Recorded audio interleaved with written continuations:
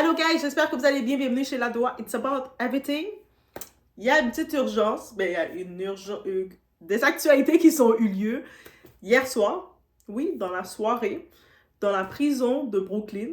Oui, quand je dis la prison de Brooklyn, vous êtes supposé être rapide, autre que de regarder le titre, vous dire, il y a quelque chose qui s'est passé. Doua, tu es en train de nous dire, oui, je vous le dis, dans la pleine actualité, j'ai vu ça, j'ai fait, il y a quelque chose qui se dit. Didi, quand je dis Didi, on est rendu familier maintenant. Sean Combs, Didi, il a été escorté, donc il a été pris, amené de la prison, dans la prison, le centre de détention de Brooklyn, à l'hôpital de Brooklyn. Donc oui, on regarde le tout ensemble, la petite actualité rapide. Et comme je dis, là, on essaie d'être à jour du côté francophone et en temps réel, dès que je vois la nouvelle, que je peux le plus rapidement possible. Comme ça, on est à jour, on voit tout ce qui se passe. Et on est là, on est chez La Doua. It's about everything, guys.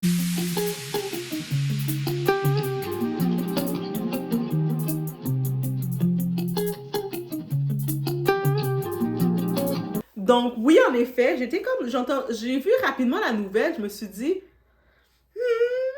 vous savez, on se rappelle, le procès de Didi est prévu pour en mai. On sait que avant ça, il y a le documentaire sur Netflix commence à arriver. Moi, de mon côté Canada, parce que j'ai pas de VPN, faudrait vraiment que je reçoive un partenariat aussi pour avoir les affaires VPN. Ukraine Sister, hook me up, girl. Donc, oui. Donc, en tant que tel, c'est ça. Mais il y a beaucoup de documentaires derrière qui sortent et on sait que il y avait un certain Musk qui nous disait qu'il allait sortir la liste dès que Trump serait au pouvoir.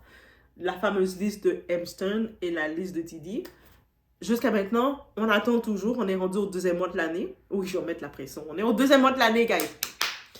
Et vous savez, il y a tellement de gens qui sont impliqués dans cette fameuse liste que je suis vraiment encore sceptique que quoi que ce soit va sortir. Je pense que quelques noms vont être écorchés au cours de route. Oui, il y a quelques noms qui vont être écorchés, mais il n'y a pas personne qui va se retrouver à être arrêté sur ce dossier-ci, malgré ils sont coupables. Je ne sais pas si je me fais comprendre rendu là, mais j'ai le sentiment.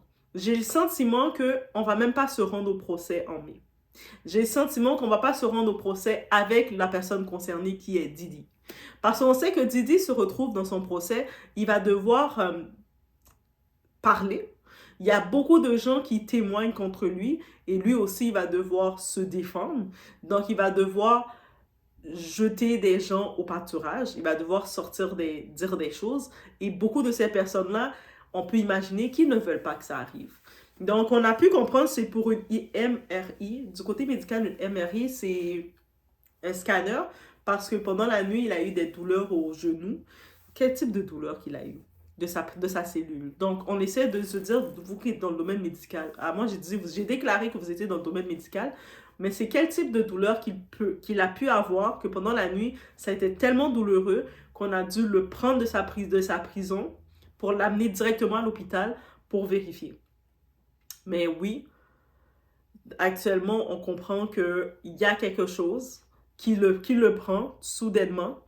Donc, est-ce que c'est un état de santé qu'il avait, qui vient d'être déclaré? Est-ce que peut-être son corps, on sait que pendant des années, il était habitué à consommer certains types de produits. Est-ce que c'est un produit qu'il a consommé et qui lui a donné des douleurs? Est-ce que c'est une façon de nous laisser savoir que malheureusement, Didi n'a pas survécu et c'est terminé?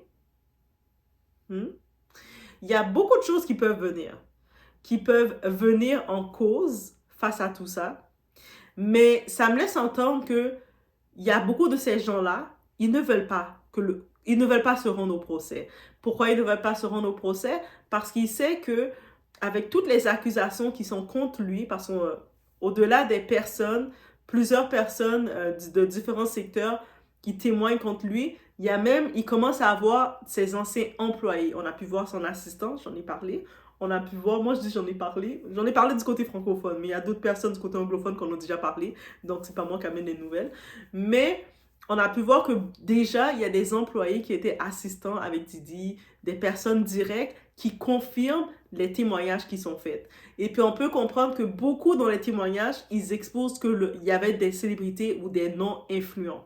Et puis, on peut imaginer qu'ils ne veulent pas que ça... On est rendu au 2e mois, au-delà du feu de Californie, même si on ne veut pas relier Diddy au feu de Californie, mais, je sais pas, est-ce qu'il a tout ce pouvoir-là? Je sais pas, peut-être, parce qu'il y a beaucoup de monde. Il faut comprendre que derrière Diddy, il y a beaucoup de gens qui sont sous pression. On a pu voir que Busby, on a dit bien, Busby, on a pu voir que Busby, il avait sorti un nom. Il a sorti le nom de Jay-Z parce que Jay-Z jouait au bad boy avec lui. Il a dit, hey, moi je suis pas un bad boy là, moi je t'expose. Donc derrière ça, on a pu voir beaucoup un comportement suspect chez Jay-Z. Mais il n'est pas le seul. Il n'est pas le seul. Dites-vous qu'il y a beaucoup d'autres qui sont encore plus dans l'eau chaude ou dans la mouise et qui ne veulent pas que Diddy se rende à son procès actuellement. Parce que là, étant dans sa cellule, Diddy, il est une menace pour beaucoup de gens qui contribuaient avec lui pendant les 2 décennies. Pendant près de 20 ans, il a fait ce qu'il a fait parce qu'il avait beaucoup de monde qui était avec lui. On se rappelle que le maire de New York, quand il avait donné les clés de la ville de New York à Diddy, un moment, pour le célébrer, dire voici, tu as tellement fait un impact dans la ville pendant 20 ans, et le monde autour, quand on sait tout ce qu'il a pu faire, nous, le public, on le découvre, on est choqués, on est comme oh my god, c'est un monstre. Mais dites-vous, son entourage était au courant là, et malgré tout, on le récompensait avec les clés de la ville. Et puis, on se rappelle, il y a eu une fouille chez le maire. Soudainement, il y a eu une fouille chez le maire, et puis ils n'ont pas parlé plus que ça du maire. Juste pour vous dire ça comme ça. Donc, ça veut dire que en sachant, en ayant la nouvelle qu'on a sorti Diddy de la prison pour l'amener à l'hôpital de Brooklyn, donc ça laisse entendre quelque chose.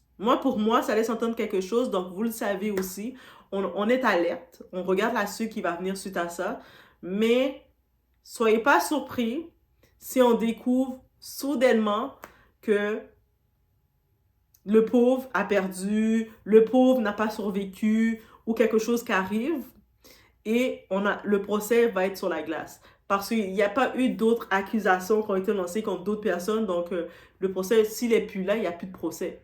Limite, c'est comme ça que beaucoup le voient. Donc, on est au courant, on est alerte, right?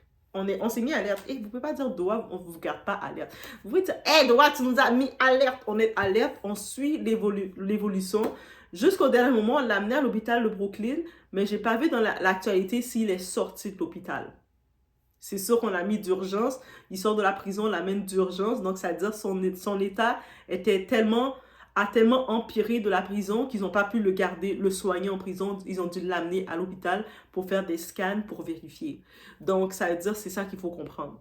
Donc, on regarde, on peut comprendre, c'est soit urgence, un cri d'alarme ou en tant que tel, un mélange des deux, sa santé se détériore. Si sa santé, soudainement, on entend qu'il se détériore, parce qu'à la base, on ne savait pas que Didier était malade ou il y avait quoi que ce soit au genou. Est-ce qu'il il y avait des vidéos qui circulaient que Diddy, il avait sa petite moto et puis il s'amusait un petit peu dans la prison, dans les corridors pour s'amuser parce que, tu sais, le pauvre, il s'ennuie, il peut plus faire de fête. Donc, je me dis, est-ce qu'il y a eu un petit accident qui s'est passé, un accrochage? Si un accrochage s'est passé actuellement, une prison, un centre de détention, c'est quand même surveillé. Ils ont des infirmiers, ils ont un côté... la prison a techniquement un soin, un hôpital, un soin médical quand les prisonniers ont quelque chose où ils doivent être traités par des médicaments ou quoi que ce soit. Ça veut dire que la prison n'a pas pu le prendre en charge, ils ont dû prendre une décision de l'envoyer à l'hôpital. Ça veut dire beaucoup. Il y a quelque chose qui arrive là. Donc, on est alerte, 2e mois de l'année là. On est alerte, guys. Donc, je vous laisse sur ce. Laissez-moi savoir qu'est-ce que vous en pensez. Mettez un signet sur ce. On est au courant de tout ça. On attend la suite. Donc, on attend aussi de savoir, j'ai pas encore vu dans les nouvelles s'il est sorti, on l'a retourné en prison ou il est encore à l'hôpital. Mais dans la soirée, on l'a amené à l'hôpital.